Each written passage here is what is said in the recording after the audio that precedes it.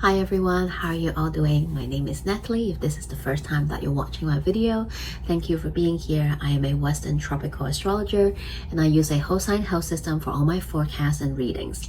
In this video, we are talking about this week's astrology forecast, and this video will be about June 15 to June 21st of 2026. I usually post on Sunday, but my mom is visiting and she just arrived yesterday on Sunday, so it's been a very hectic, busy day. I will try to maintain my weekly forecast, but I'll try my best because I'll be spending a lot of time with her. We'll be going on road trips, so there will be a lot of family time, but I do want to try and be here every week because the astrology is going to get a little crunchy this week onwards. If you watch my previous video, I did mention about that. Prioritize using the first week or so, first like 10 days of June to really enjoy that beautiful Venus-Jupiter conjunction, that beautiful energy. And I know that not all of us are experiencing that aspect in the most positive way, and it is very valid. In fact, one of my sisters shared with me that I thought it's going to be the best aspect in 2026, but how come I am not feeling that at all? How come?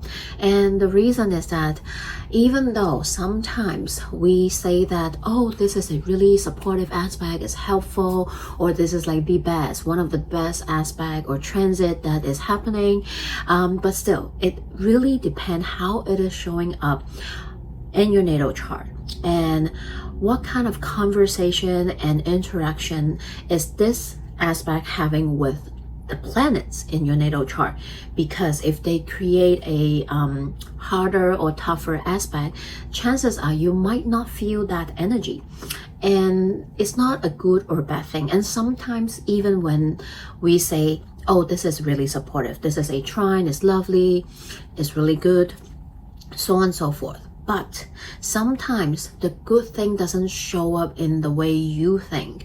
Maybe this really good aspect happened, but then you end up breaking up with a friend or your romantic partner, and how is that good, right? But the bigger picture is maybe perhaps that relationship already has a problem, and this aspect really push it to happen so that you can then be with someone that is more aligned. So that is why sometimes things show up that way. And this is why I just want to clarify before we begin. But now let's dive into this week. As of right now, I'm uploading on Monday.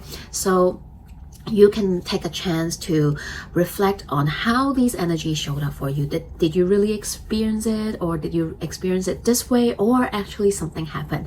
And always feel free to comment below, connect with me, let me know how you find them and how these energies showed up for you. I love reading your comments and I really appreciate the interaction that we're having. So yeah, feel free to comment below. So anyway, let's begin.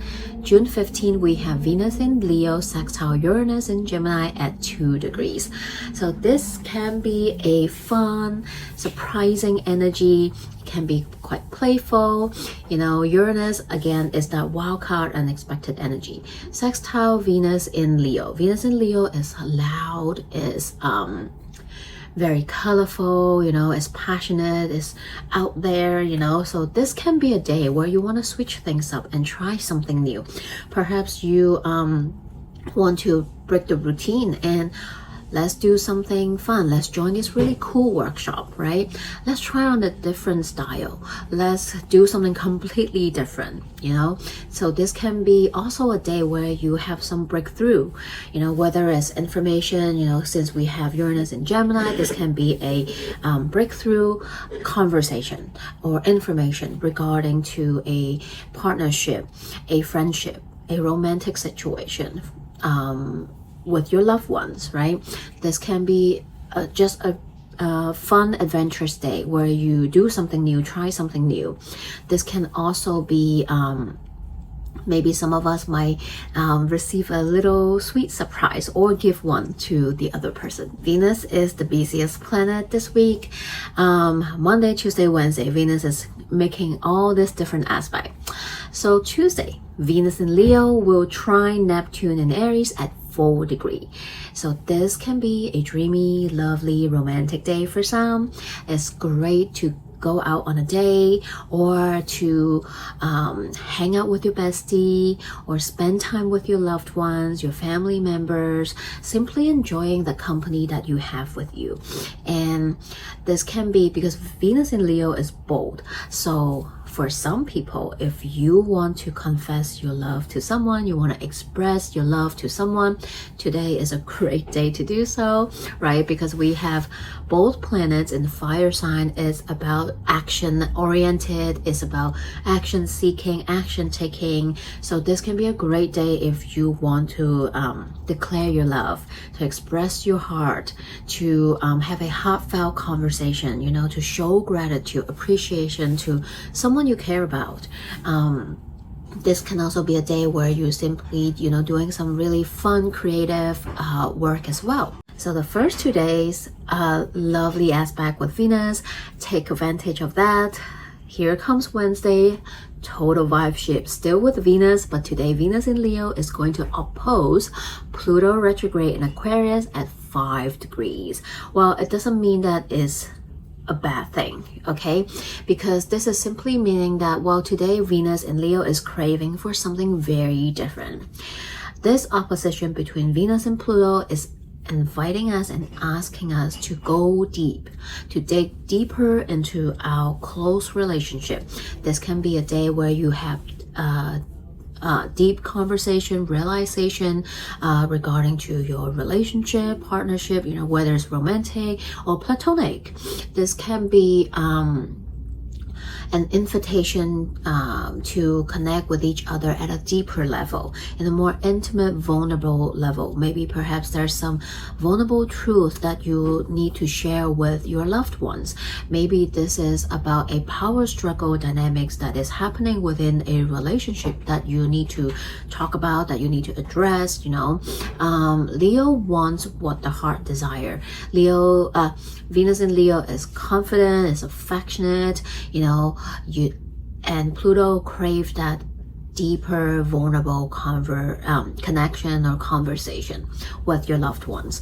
So this can be a little push and pull today. It's like, if you want to get closer to someone today, you might need to just put down your armor, willing to connect at a more vulnerable way. An interesting heads up is that later this year, in the fall, Venus will station retrograde in Scorpio and Libra. And while Venus is retrograding in Scorpio, it will then square Pluto in Aquarius and Mars in Leo. So by that time, it's not Venus, but Mars will be in Leo, and Venus will then be in Scorpio, squaring Mars and squaring Pluto in Aquarius. So creating this T-square situation. And so for some people, not all, some people, whatever happened on Wednesday, or I will also say, you know, this week regarding to relationship, there is a chance that it will come back again, but maybe in a louder way, because Mars will be involved and there might be more that will be coming up because Venus will be retrograde by then. So something deeper might come up.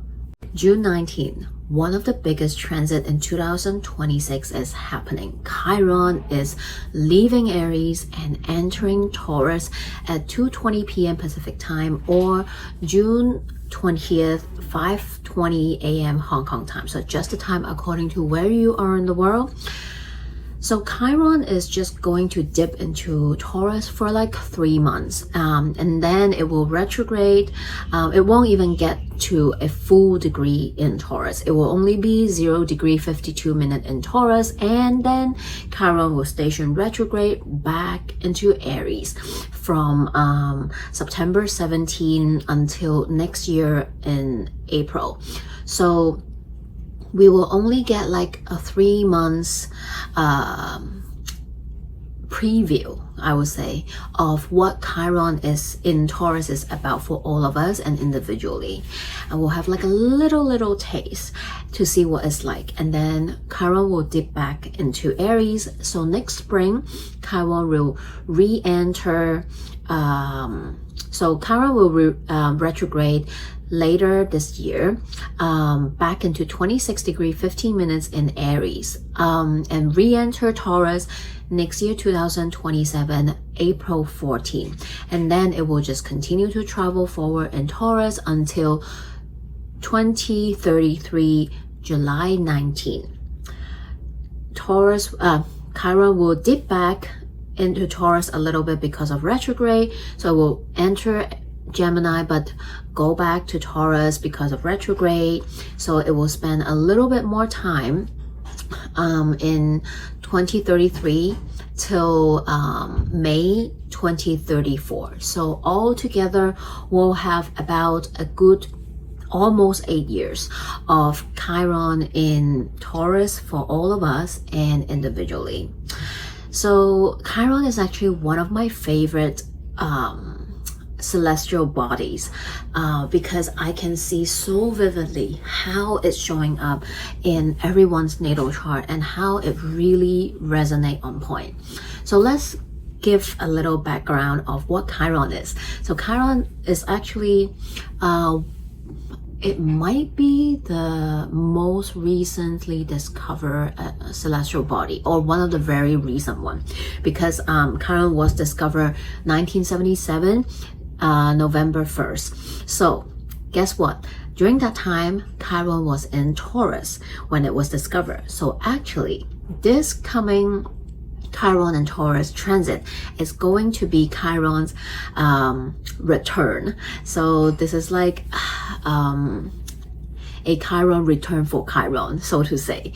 So this is very special, and I feel like because of that, it might make this Chiron and Taurus transit a little bit more louder and unique and special in some way, shape, or form. Chiron is considered a minor planet, and Chiron is a very interesting and unique celestial body. That's why this is also one of the reasons I love it so much, because Chiron is not exactly a planet, it's not exactly an asteroid.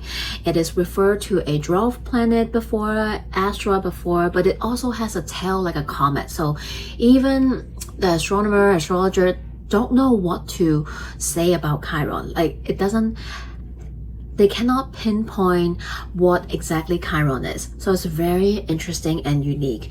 Like, is it a comet? Is it a asteroid? Is it a little mini planet? Like, we don't know, but I would say the closest description is probably the minor planet. Also, Chiron has a very irregular elliptical orbit, meaning that it bounces around the universe in a very fun way, because it can go as far between Saturn and Uranus. It can also be it can also be close to us near Jupiter, and then it can go back out all the way near Neptune. And because of that, Chiron is spending different amount of time in each sign. The shortest one is when Chiron is in Virgo, that will be like 1.6 years. And the longest Chiron transit is the one we just experienced, which is 8.4 years in the sign of Aries. So each sign, Chiron will spend a different amount of time. Like, for example, this coming Chiron in Taurus, it will be like 7.5 years that we will experience Chiron in Taurus. So even though Chiron is discovered so recently, we don't have like a whole ton of information about it, like compared to the sun, Mercury, Venus, Mars, all these celestial bodies that have thousands and thousands years of history. Chiron is super new. I mean, it's a millennial baby. It's literally discovered in 1977. So we don't have a ton of information about it. However, astrologer jumped right on it, and from all my personal observation and sessions that I have with clients and a lot of other astrologers, we find that Chiron stands out a lot more. At least I do think so, compared to other little minor like asteroid that we like to include in the natal chart nowadays. I find the meaning, the aspect, the transit are pretty on point for myself and my clients. So yeah, it's just very uniquely it's very unique. Chiron's very unique, very special, but it also resonates deeply, you know, with its name and mythology. And I feel like everything is just connected, you know, sometimes it's just like that. So Chiron in the myth is definitely, again, the odd one, which resonates to its appearance as well. So it's a center, but it's not exactly a center. Even in the myth, different versions of Chiron showed up. Sometimes he has the horse head and then human body in the bottom, and sometimes it's vice versa. They have the human top half and the horse bottom. So even in the myth, Chiron is still the odd one. I mean, Chiron's mother wasn't a center. She didn't want to birth a center, but here Chiron is a center, a unique center, and a very, very intelligent one, because Chiron himself is a healer, is an astrologer, a herbalist, a teacher. Chiron is so special because he can't find himself, he doesn't feel like he fit in with other centers, so he just dive into a lot of study by himself mostly. And the most ironic thing is he is known as the wounded healer, and because he himself is a healer, but then he cannot heal himself from a poison arrow that he got shot at. And in the end, he was in pain so much, but he couldn't heal himself. He asked for mortality so he can just die. And in the end, he did, which is quite bittersweet. But that is the significance and the origin of Chiron. And how it is showing up is that Chiron often represent the wounds and trauma we might experience in our life, but it's also where we can find the most healing, wisdom, and knowledge from it. And that it will also teach us a lot of wonderful gifts, nuggets of wisdom as well. It shows us sometimes not just our old wounds, but how the new wounds can show up as well. But it's not just about, you know, all the wounds and things like that. Like I said, yes, Chiron can make us feel maybe not worthy, feel lack, uncomfortable, incomplete, and in some way, shape, or form that we're ashamed of, you know, the part of us that we feel this way. It shows where we need a little bit more a TLC, some love and healing as well.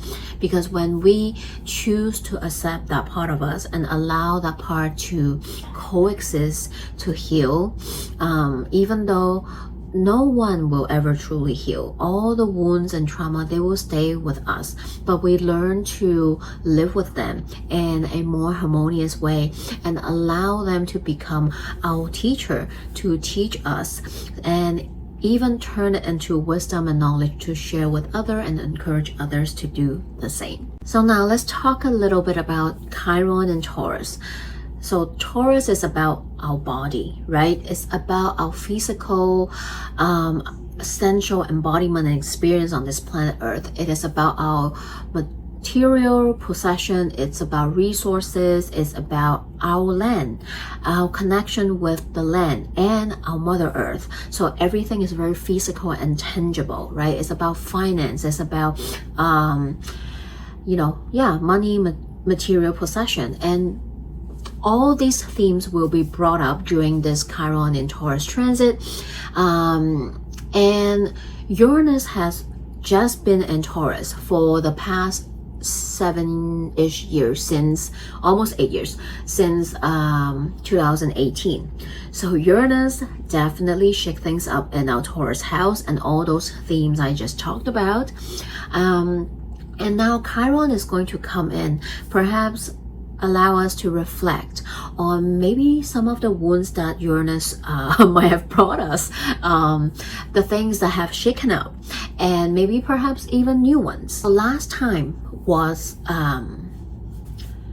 So last time when Chiron was in Taurus, it was 1977 to 1984. And during that time, there was a recession in different parts of the world.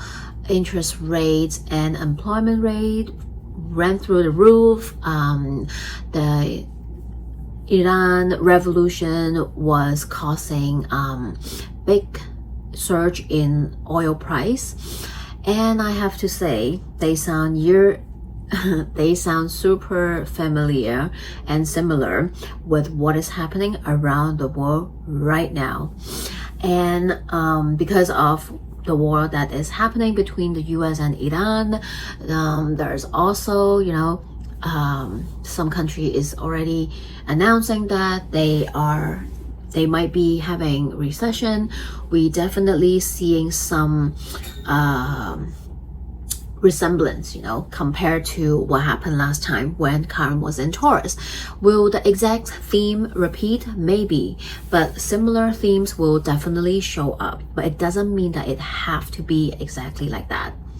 Again, another thing is material vulnerability and insecurity. When scarcity mindsets, right? Money mindset, you know, our relationship with our finance and money. Even when it comes to people that actually are not, that should not worry because they have perhaps a lifestyle that they can afford a lot of things. There might be they might have more than enough, and Chiron and Taurus might bring up the shame that and guilt that they might feel because they are the fortunate ones and they have more than enough while others might be struggling, or you know, vice versa. But these kind of themes can come up during this transit. And I cannot not talk about another Chiron and Taurus transit, which is the one before. That was 1926 to 1934. That was when we have the Great Depression. We also have in the US the Dust Bowl, and that was also the stock market crash in 1929. So I'm not saying that we are having a Great Depression again during this Chiron and Taurus transit, but with what is happening around the world, we do see a trend, a possibility of a, you know, a stock market situation. You know, there is signs of recession showing up, and yes, I will not be surprised if the stock market or you know, our economy takes a dip during this Chiron and Taurus transit. But we have to remember is that during those times, yes, all those happened, but there were other transit and aspect happening during that time that caused it to happen. So we cannot just isolate because we are having Chiron and Taurus again, we are having another Great Depression, right? It's not as straightforward like that. Another theme is Mother Earth, you know, our connection and with the land and the land itself, right? We are seeing extreme weathers, you know, during that 1926 period, the Dust Bowl was creating so much disaster, right? And during that 1977 to 1984, we also experienced some very big natural disaster, and we see there's an increasing chance of that in the recent years as well. Uranus and Taurus definitely brought that up, and it really gave us the awareness of how our Mother Earth is really suffering because us humans just cannot stop exhausting its resource. Just keep taking, but without nourishing it back, without giving back. So perhaps this Chiron and Taurus transit is going to invite us to look at this problem. It is time to stop taking and start giving back, and start looking at different solutions and ways that we can take care of the soil better, that we can regenerate Mother Earth better. Because if we allow time, Mother Earth can heal itself. It doesn't need us. It doesn't need us at all. It just needs us to stop doing what we're doing so that She has time to heal herself. She doesn't need any one of us. We are the ones who need her, but we are also the one who is causing her to suffer. So maybe perhaps during Chiron and Taurus, it's time for us to be more aware of that and start taking different types of action to help Mother Earth to heal, so that we can actually help ourselves as well ultimately. Because guess what? We will be the one who suffer, and Mother Earth will then regenerate and come back to life. But we won't. So maybe perhaps it's time for us to take this seriously. When we talk about the land, we cannot not talk about resources, food, and all these stuff, because Taurus ruled by Venus is all about indulgence. It's all about the way we enjoy food, our diet, the way we treat ourselves sometimes. And during the last Chiron in Taurus, something really alarming is come up. It's about eating disorder. There was an epidemic of eating disorder, and it's the first time that eating disorder was listed in the DSM, which stands for the Diagnostic and Statistical Manual of Mental Disorder. And something not exactly the same, but also kind of similar, that we are seeing everywhere is the drug Ozempic. And so it's widely used around the world. People use it, celebrity, use it to lose weight and things like that. But we are also seeing the possible side effects and issue that is causing. And I feel like during this Chiron and Taurus transit, more will be reviewed, and this drug will definitely come on headline more often, and we'll start to probably see maybe perhaps there might be another type of eating disorder that is going to come up because of that drug. And when we talk about that, we need to then relate to the next point, which I want to include, is our body. Okay, Taurus is all about our body. And during Chiron in Aries, the previous one, which we still experience saying, and we'll still have a little bit more to wrap up. So during Chiron and Aries, it's all about ourselves, right? Healing our own issues surrounding our identity, the way we see ourselves, the way we show up. And during Chiron and Aries, we see a lot of beauty enhancement product and services, those Botox fillers, injection and everything. And funny that showed up because Aries is ruled by Mars. Mars is related to needles. So it's really funny that during Chiron and Aries, there's, this big surge of needle, with fillers and enhancement and so on and so forth.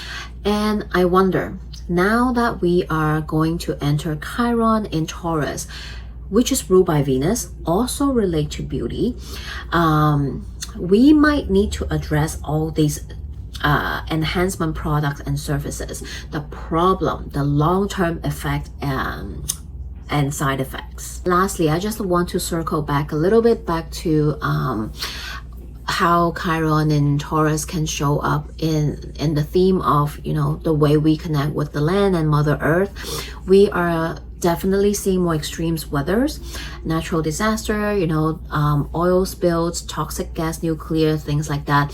And that also happened during the last transit. One of the biggest oil spill happened during that transit, the previous Chiron and Taurus transit.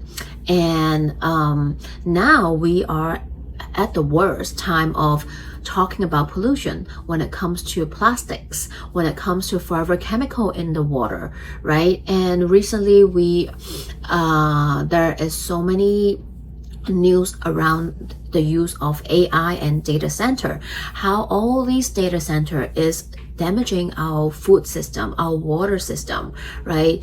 The places where the data center is, they literally have brown tap water. Like, are you kidding me? It's damaging the soil, it's damaging the water system, it's literally taking drinking water that we also need to cool down those machines. So during this Chiron and Taurus transit, I am sure we will have more and more of these news and issues that will come up, and we will need to address those problems. And all I say is that even though what I've just shared can feel like, oh my God, you are like creating fear. It's not my intention to share this to make you feel fear-mongering in any shape or form. But personally, in my own opinion, I do feel like we need this sometimes.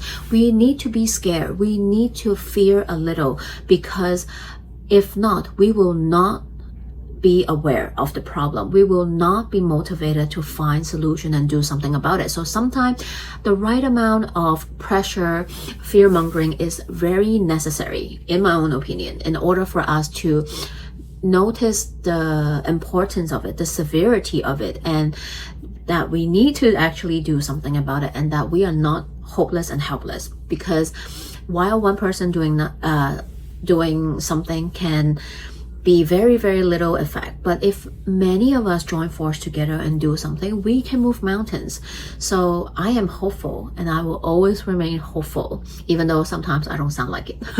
Because I believe that ultimately Chiron is not here to ruin our life and ruin Mother Earth or so on and so forth. It's just bringing out, shining of a light of what needs to be seen, heal, and love, right?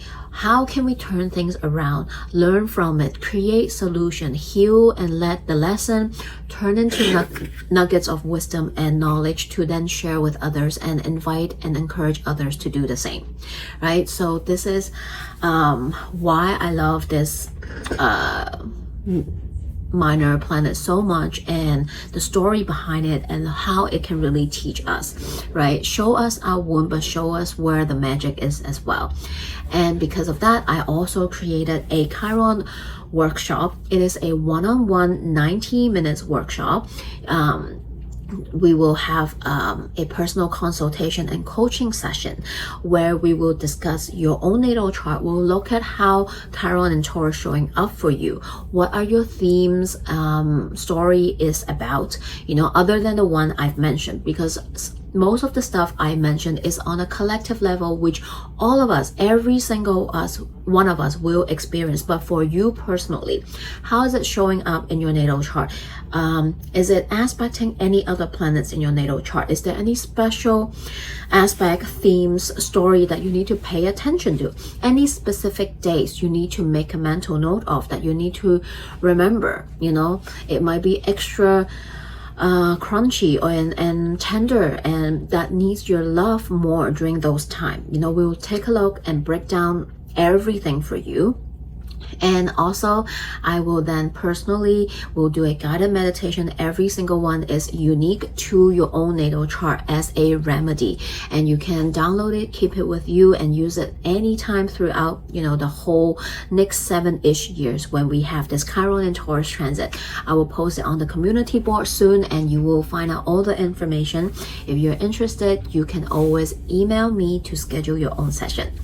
And lastly, one more thing I want to say before we wrap up. This is a very long week. A lot of things is happening. On 21st, we have the Sun entering Cancer at 1:24 a.m. Pacific time or 4:24 p.m. Hong Kong time. When the Sun enters Cancer, this is solstice time. Summer solstice in the northern hemisphere and the winter solstice in the southern hemisphere. So today is the longest day in the northern hemisphere, where we have most daylight.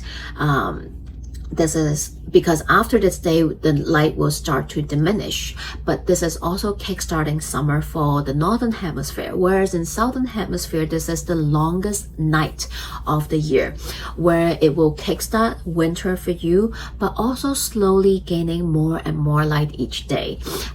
So longest day in the northern hemisphere, longest night in the southern hemisphere. This is a great portal. I know the new agey spiritual communities love overuse the word portal way too much, and I don't use it often, but during solstice times, this is one of the most magical time in the year. So this is what I will say, a portal. So today is a portal for me, in my own opinion. It's a great day to do some magic spell work if you're interested.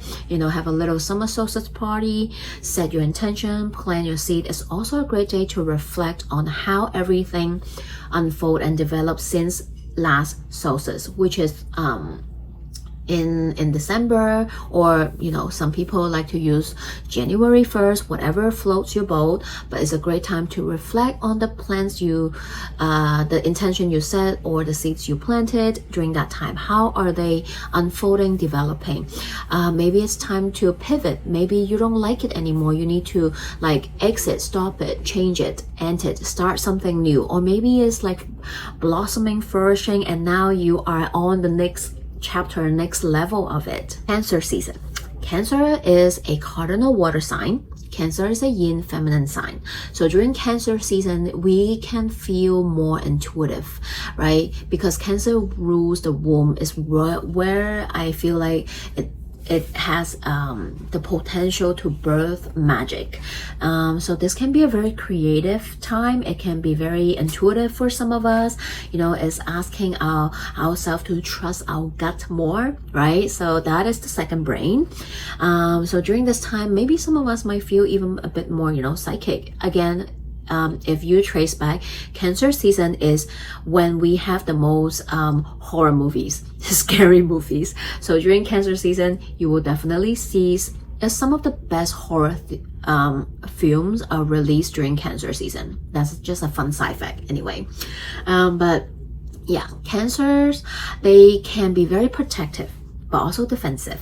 So during this season, you can find yourself sometimes embracing that energy, or someone might, okay? When Cancer is at its light attribute, Cancer is very nurturing, very loving, like a mama bear. It's protective. It wants to take care of the people that they love.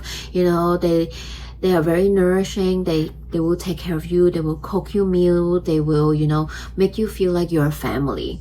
And this is a time where we also feel, some of us might be spending more time with our family, which truly resonating with me, because guess what? My mom is visiting during most of the Cancer season. So yes, there will be a ton of family time for me, and for some of us too.